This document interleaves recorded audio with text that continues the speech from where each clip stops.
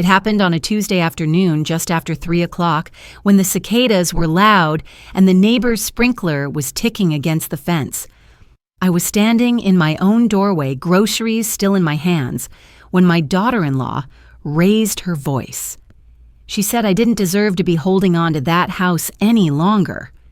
Before I could form a reply, her hand cracked across my cheek.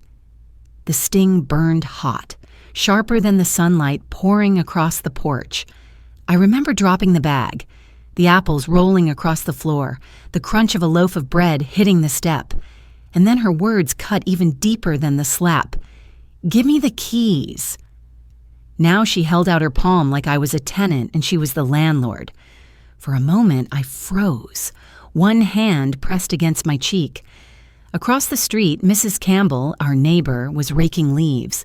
I could feel her eyes on us, though she pretended not to stare.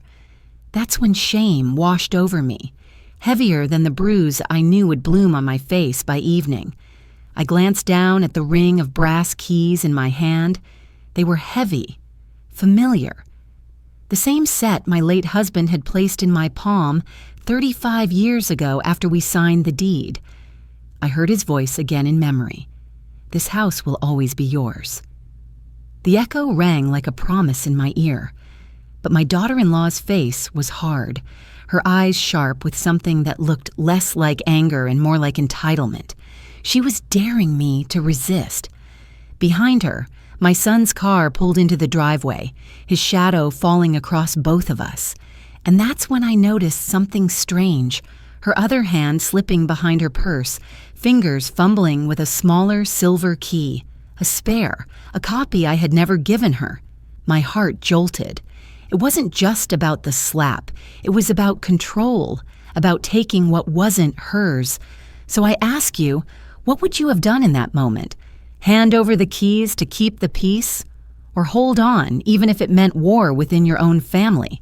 That evening, after the bruise had settled into a purple crescent on my cheek, I sat at my kitchen table staring at the keys.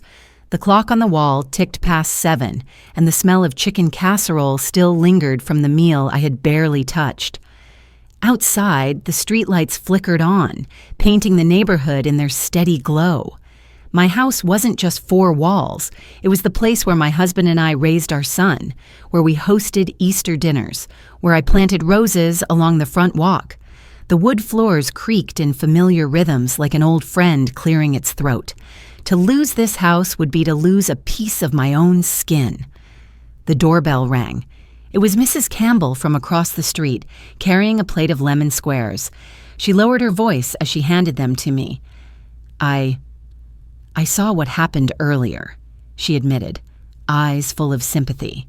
Her goal was simple, keep peace in the neighborhood, but her stakes were high. She feared gossip spreading through church circles, dragging everyone into scandal. Her flaw? She was hesitant to speak too loudly, afraid of confrontation. Still, I knew she would appear again in my story. Later that night, my son called. His voice was tense, choosing every word carefully. "Mom, Sarah didn't mean it like that. She just thinks, maybe you'd be better off letting us handle the house. It's too much for you alone." His words stung almost as much as the slap. My own flaw rose to the surface. I had a tendency to minimize, to smooth things over. I wanted to believe him.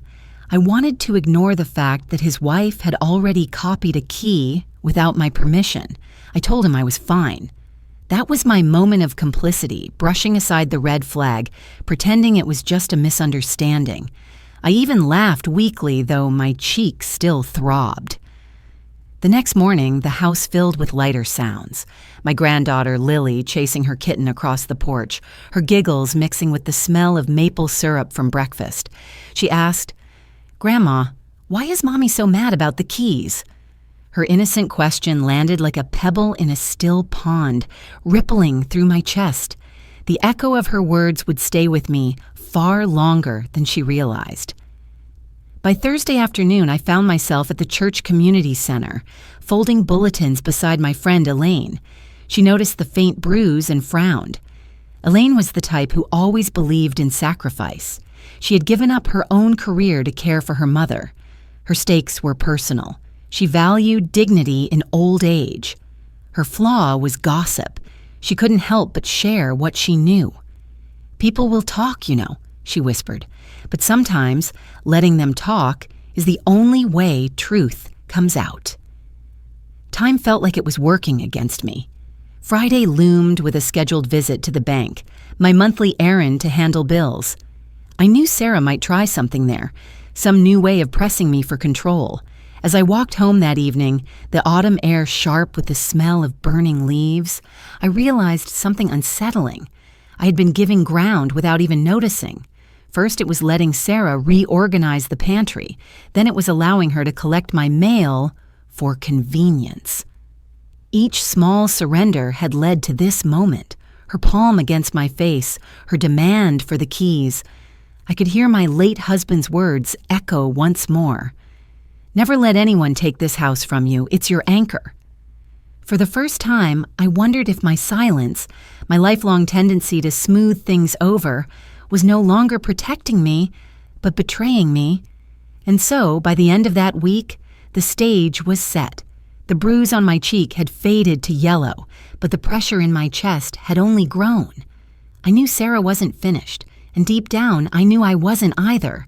By Saturday morning, my cheek had healed enough to hide behind a dab of powder, but inside, something new had taken root: suspicion. Every sound in the house made me listen twice. The soft click of a cabinet, the shuffle of papers, the low hum of the refrigerator. Sarah came over unannounced, carrying a casserole dish like nothing had happened. "I thought you could use some help," she said brightly, setting it on the counter. Her tone was sweet, but her eyes darted toward the key hook near the back door. I tried to match her calm. "I'm fine, thank you." My voice sounded steadier than I felt. She reached for the dish towel, then added lightly, "You shouldn't be living here alone. It's too much space. Don't you get lonely in all these rooms?" Her words were dressed in concern, but the subtext was clear. "You don't deserve to keep this place." I smiled faintly, choosing silence. Inside, though, my stomach tightened. Later that day, I decided to check the drawer where I kept spare documents. As I slid it open, I heard a floorboard creak in the hallway. My heart raced. Sarah was standing there, pretending to adjust a picture frame on the wall. Her hand lingered a little too long near the drawer edge. "Looking for something?" I asked, forcing my tone light. She blinked. "Oh, just admiring the family photo." "You look so young there." Another layer of subtext, reminding me I wasn't young anymore, hinting I should step aside. I closed the drawer with deliberate care, tucking the deed copy back under a stack of letters. For a second, our eyes locked. She knew what I had, and I knew she was after it. That night, as I washed dishes, the smell of soap stung my nose and warm water slicked my hands. The window over the sink was cracked open and I heard voices outside, my son and Sarah arguing in low tones.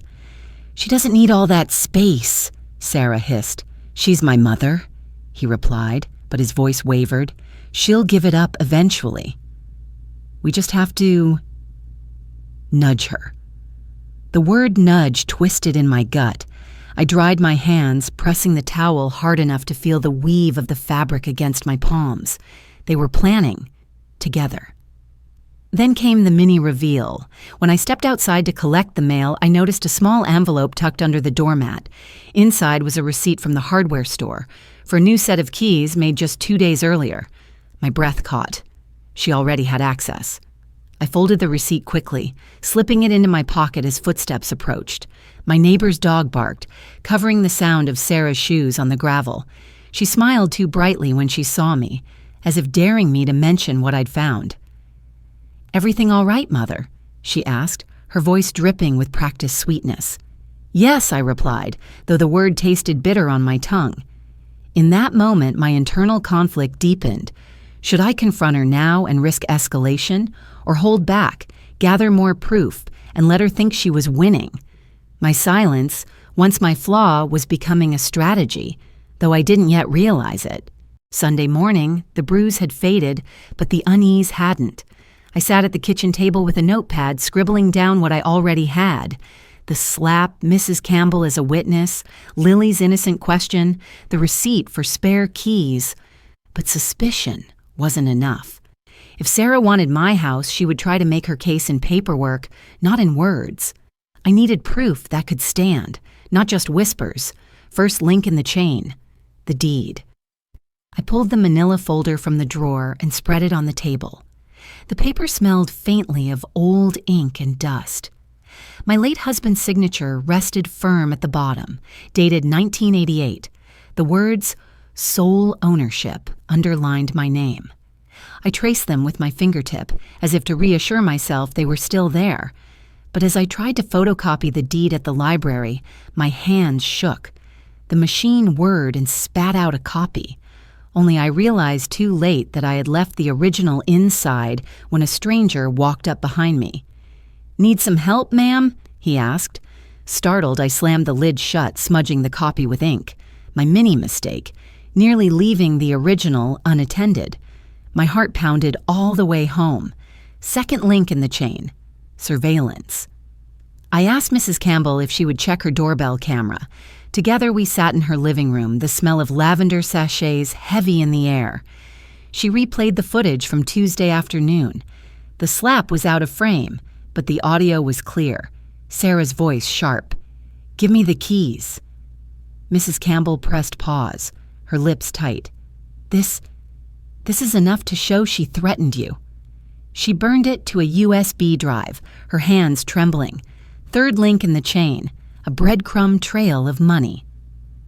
At the bank on Monday, I asked Mr. Hughes, the manager, if any recent inquiries had been made about transferring property. He frowned, adjusting his glasses. "Strange, you ask. Just last week, your daughter-in-law requested information about title changes. I couldn't provide details without your consent, of course." He slid a note across the desk with the date and time of her visit. My chest tightened. Not only was she plotting, she was doing it in official channels. Emotional layering began to weigh on me. Walking back from the bank, the chill wind cut through my sweater, and I felt suddenly small, exposed. How had I let it get this far? My instinct had always been to keep family close, to forgive quickly, to smooth conflict. But now, my silence had left the door wide open. Then came the emotional reversal. The moment I realized proof wasn't just about protecting myself, it was about reclaiming respect. I wasn't gathering these papers out of fear. I was building a wall of evidence that no slap, no demand, no fake concern could knock down. That night, I laid out the chain on my dining table like puzzle pieces. The deed, stamped and signed, the USB drive with Sarah's voice, Mr. Hughes's note from the bank. Together, they told a story louder than Sarah's denial ever could. Still, I caught myself trembling when the phone rang. It was my son again. "Mom, Sarah says you're exaggerating. She only wants to help. You're being paranoid." His words sliced into me. He was gaslighting, whether he knew it or not. My throat tightened, but instead of defending myself, I whispered, "I have proof." And for the first time, silence on the other end belonged to him, not me.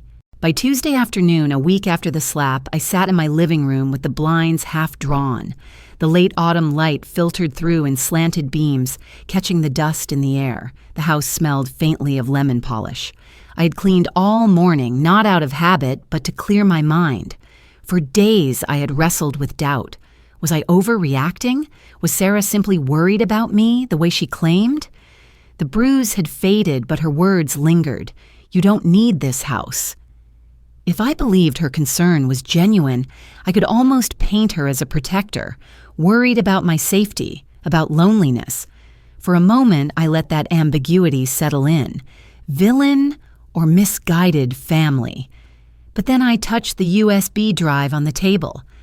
I remembered the cold, sharp tone of her voice on the recording. "Give me the keys." That wasn't love. That wasn't care. It was control. And in that moment, my flaw, The habit of staying silent, of smoothing over conflict, shifted in meaning. All my life, people had mistaken my silence for weakness. But silence could also be armor, strategy. If I kept quiet, Sarah would reveal more. If I appeared to yield, she would grow careless. The pivot crystallized when my son called again that evening. His voice was softer this time. "Mom, Sarah feels awful about what happened. She says she was just scared you might fall, or that someone might take advantage of you."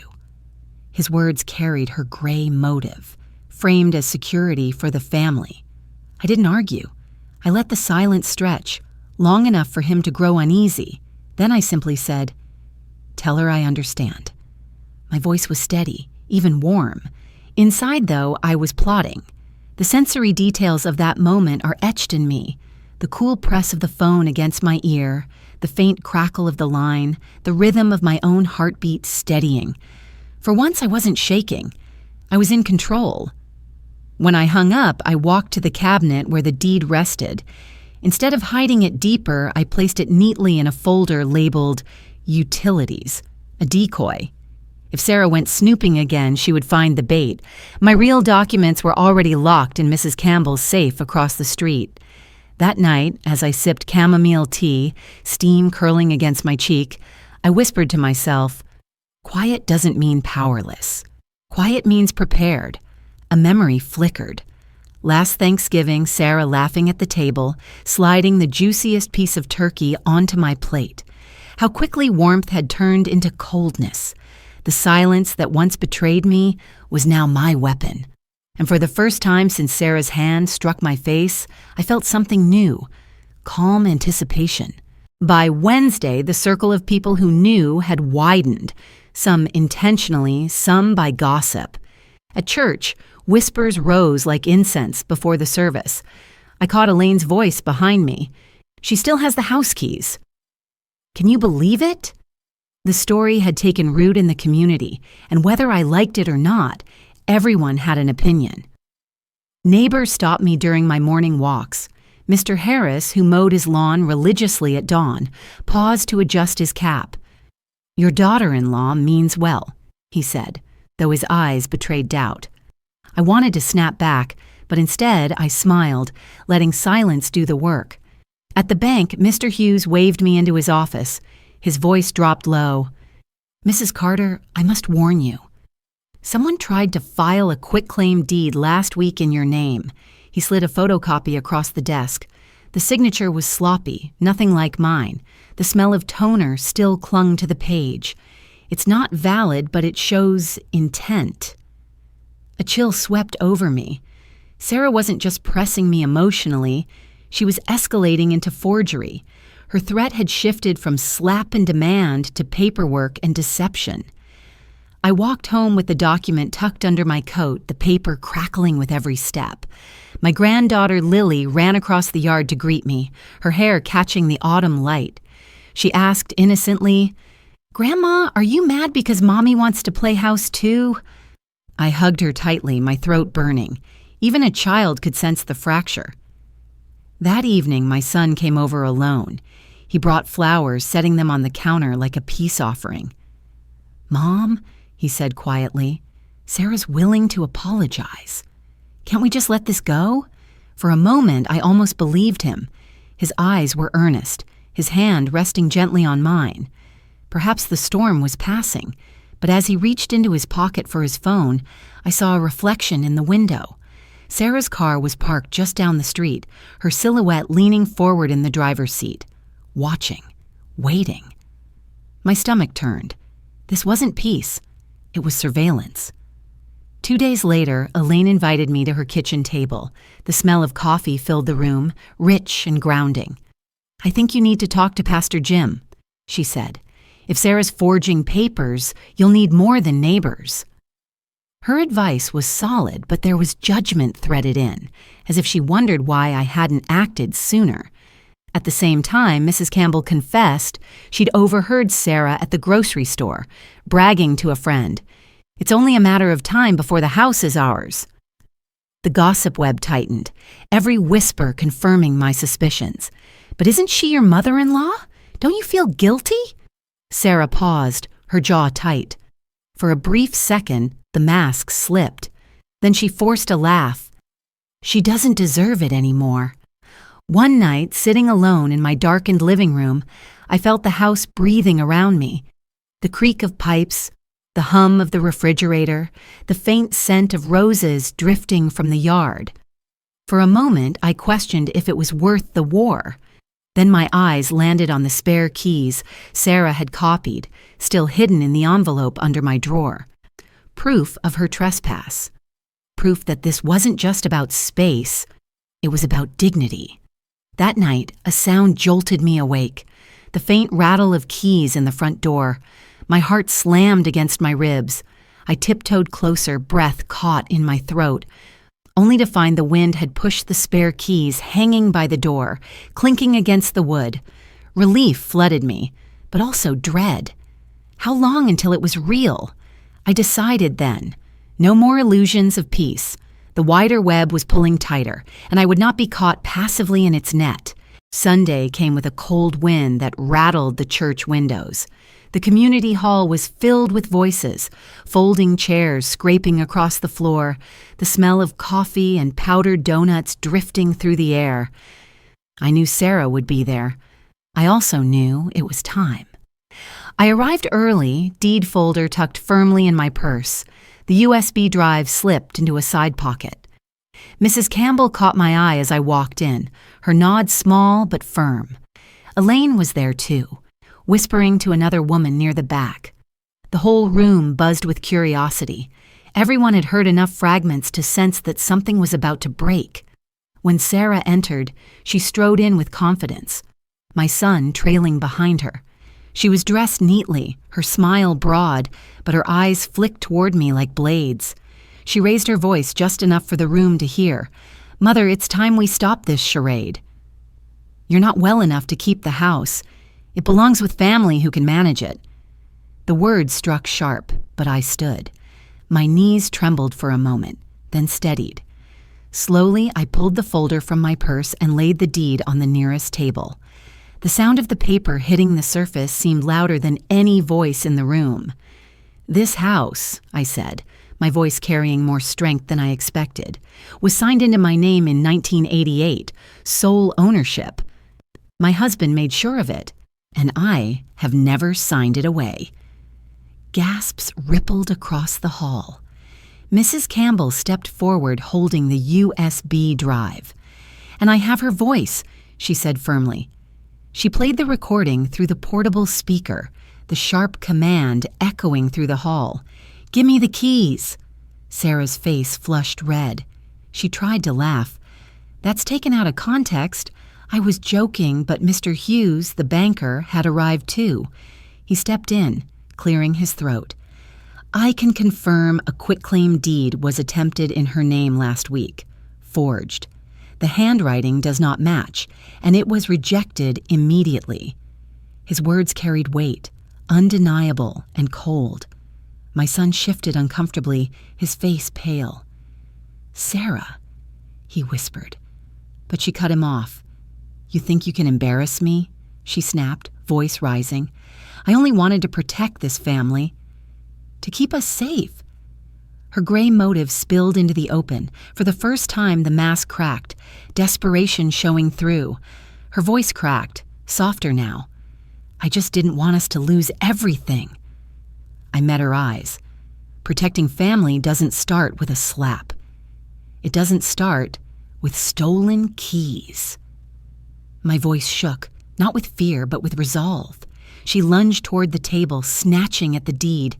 But in her haste, she knocked over a cup of coffee, the liquid spreading across the paper copy I had set as a decoy. Gasps rang out again. In her mistake, she revealed her intent, too frantic to hide. I calmly lifted the real deed from my purse, untouched. "You wanted proof? Here it is." The room fell silent. Sarah froze, her hand hovering over the soaked copy, her face twisting between anger and shame. For a long moment, she said nothing. Her shoulders dropped, the fight draining out of her. My son covered his face with his hands. The weight of truth pressed down on him. He could no longer deny it. I gathered the papers slowly, slipped the keys back into my pocket, and looked around the room. This house is mine. It has always been mine, and I will not be forced out by anyone. My son took a step forward, his face pale. I should have stopped this sooner, he whispered, shame heavy in his voice. The community murmured, a wave of support rising. Elaine whispered to her friend. She stood her ground. Mrs. Campbell reached for my hand. Even Pastor Jim, who had stayed quiet until now, said softly, "Truth always comes to light." Sarah turned sharply, her heels clicking against the tile as she stormed toward the exit. But the silence that followed wasn't hers to command anymore. It was mine. The Monday after the confrontation, I found myself at the county clerk's office. The fluorescent lights buzzed overhead, the air dry with the faint smell of paper and ink. Mr. Hughes met me there, carrying a stack of forms. "We'll secure this properly," he said, guiding me through the process of filing a living trust. My house would remain in my name until I passed, and then transfer directly to my granddaughter Lily. Sarah would have no legal path to it. As I signed, the pen felt heavier than any I had held before. Every stroke was a promise. Just then, Lily tugged at my sleeve, handing me a crayon drawing, a crooked little house with the words, "Grandma's house," scribbled on the roof. I smiled and tucked it gently inside the folder, sealing both a legal and a personal promise. Word spread quickly. By Wednesday, the entire block knew. Some neighbors avoided eye contact, embarrassed by how far gossip had traveled. Others stopped me on my walks, squeezing my hand, murmuring, "Good for you." The community that once whispered behind my back now spoke openly in support. Elaine brought a pie to my doorstep. "I might talk too much," she admitted with a sheepish smile, "but sometimes a loud voice helps the truth get heard." Her flaw had found its payoff. Her gossip became a force for accountability. Mrs. Campbell, who had stood by me from the beginning, invited me for tea. "I kept the USB safe," she said, sliding it back across the table, "but I think you won't need it anymore." Her witness arc closed not with evidence, but with friendship. Even Pastor Jim addressed it gently during Sunday service. "We must protect the dignity of our elders," he said, his voice resonating through the pews. I felt the congregation glance toward me, not with pity, but with respect. The legal process unfolded step by step. The judge issued a protective order against fraudulent filings in my name. Sarah's attempt with the forged deed became a matter of record. She wasn't arrested, but her reputation fractured. At church, at the grocery store, in every corner of town, people remembered the slap and the keys. At home, I gathered the spare keys Sarah had made. I placed them in a small box, sealed it, and handed it to my lawyer. "Destroy them," I said. It was more than a practical act. It was symbolic. She had tried to take control through these keys, and now I was reclaiming that power. My son came to me one evening, shoulders slumped. "Mom," I didn't want to see it, but I can't deny it anymore. His voice cracked. I looked at him for a long moment, then said softly, "You have to choose what kind of man you want to be. Not for me, but for your daughter." His arc wasn't finished, but he had taken the first step toward facing his own flaw, denial. He looked down at Lily, who clutched his sleeve. "She deserves better than what we showed her," he murmured, tears brimming in his eyes. The nights grew quieter. I could sleep without fear of someone slipping through the door. The creaks of the old house felt like a lullaby again, not a warning. The roses in the yard bloomed one last time before frost, their scent drifting through the kitchen window as I prepared tea.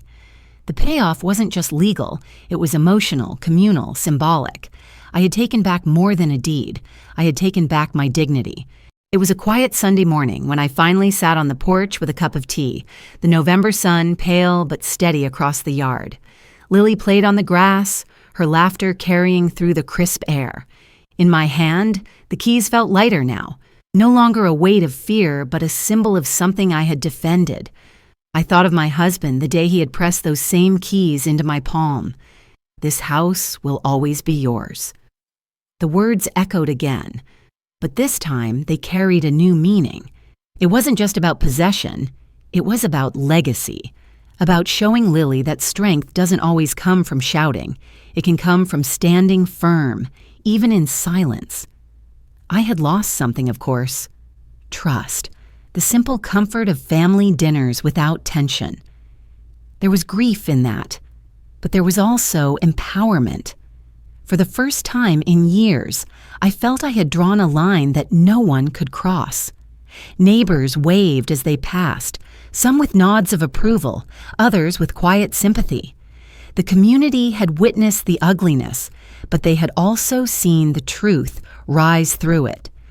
My dignity wasn't erased, it was reclaimed, and now it shone more clearly than before. Lily ran up to me, holding a small dandelion she had plucked from the grass. "Here, Grandma," she said, pressing it into my hand. I smiled, tucking the flower into the keyring. A child's gift, a new echo softer than Sarah's demand. One day, these keys would pass to her, not through force, but through love. As I sipped the last of my tea, I wondered what others might have done in my place. Would you have given in just to keep the peace? Or would you have stood your ground even if it meant breaking family ties? Lily climbed onto my lap, wrapping her small arms around me. "Grandma, you kept the house safe for us," she said, her voice innocent but steady. The house creaked softly behind me, the wind rustling through the roses. Life would go on, uncertain and imperfect, but I was ready. My silence had become strength, my keys a promise, and that promise would outlast any storm.